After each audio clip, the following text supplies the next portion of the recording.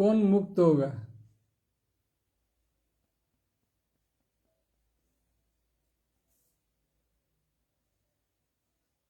पहले जानना है बंधा कौन हुआ है, कैसे बांधा हुआ है, कौन बांधा है उसको। हम बोलते हैं मुक्ति मिलेगा, मुक्ति मिलेगा। किसको मुक्ति मिलेगा? कौन मुक्ति देगा? बंधन केवल एक भावना है, एक विचार है। उस विचार से मुक्त होना है बस। जैसे आकाश, हम आंख खोलने से हमको आकाश दिख रहा है, सूरज दिख रहा है। आंख बंद कर देने से आकाश नहीं दिखता है, सूरज नहीं दिखता है। इसका मतलब क्या है? आकाश या सूरज कहीं बंधन में है क्या? ये बात ऐसे ही है। बंधन और मुक्ति ठीक ऐसे ही बात है। हम आंख खोलने से सूरज दिखाई देता है, आकाश दिखाई देता है। इसका मतलब यह नहीं है कि वो बंधन में था, जब हम आंख खोले बंधन मुक्त हो गए। कोई बंधन में नहीं है यहाँ। ये गलत फहमी में मत रहो कोई। ये केवल हमारा विचार ही हमारा बंधन है। जो बोलते हैं कर्म बंधन, कर्म भी एक विचार है। कर्म क्या है? बहुत बड़ा विचार ही कर्म बंधन है। कर्म को अगर देखोगे ठीक से तो विचारों से ही कर्म चलता है। कोई भी कर्म करने से पहले हमको विचार आता है, फिर हम कर्म करते हैं। बिना विचार का कोई कर्म कर ही नहीं सकता। जो कुछ घटना हमारे साथ घट जाता है वह अलग बात है। जो हम करते हैं वो कर्मों का हिसाब से होता है, विचार से होता है। जो घट जाता है वो प्रकृति से घट जाता है, वो हमारे कर्म में नहीं गिना जाएगा। वो मुक्ति अवस्था है, मुक्त अवस्था है, क्योंकि वो प्रकृति में घट रहा है। अब सूरज उग रहा है, हवा चल रहा है, यह प्रकृति में घट रहा है। यह कोई हमारा करना है थोड़ी ना है। हम जाके धूप में खड़े हो गए, हवा में खड़े हो गए, इसका मतलब यह नहीं कि हवा के साथ या धूप के साथ हमारा कुछ काम है,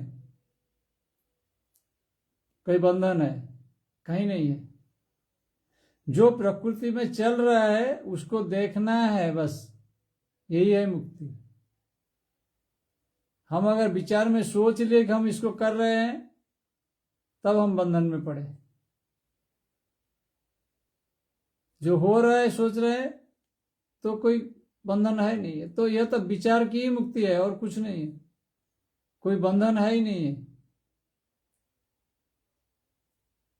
ये सुपरफिशियल बाइंडिंग है, अटैचमेंट है।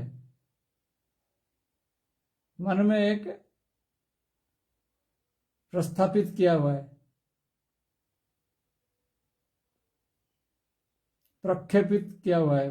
मन में जो है हम प्रक्षेपण करके रखे हैं कि मैं बंधन में हूं। क्यों ऐसा लग रहा है? क्योंकि कारण यह है कि हम जान नहीं पाते हैं, अचेतन रह के कहीं भी इधर उधर चले जाते हैं। इसीलिए हम सचेतन नहीं है। हम कोई भी कर्म में जो है हम फंस जाते हैं। हम क्या कर रहे हैं हमें ठीक से पता ही नहीं है। हम सोचते हैं कि हम जानते हैं, लेकिन जानते ही नहीं है। करने के बाद भी बहुत बार हम पछताते हैं क्यों हम कर रहे हैं। अगर जान के कर रहे हैं, जानते हैं, तो फिर पछता क्यों रहे हैं?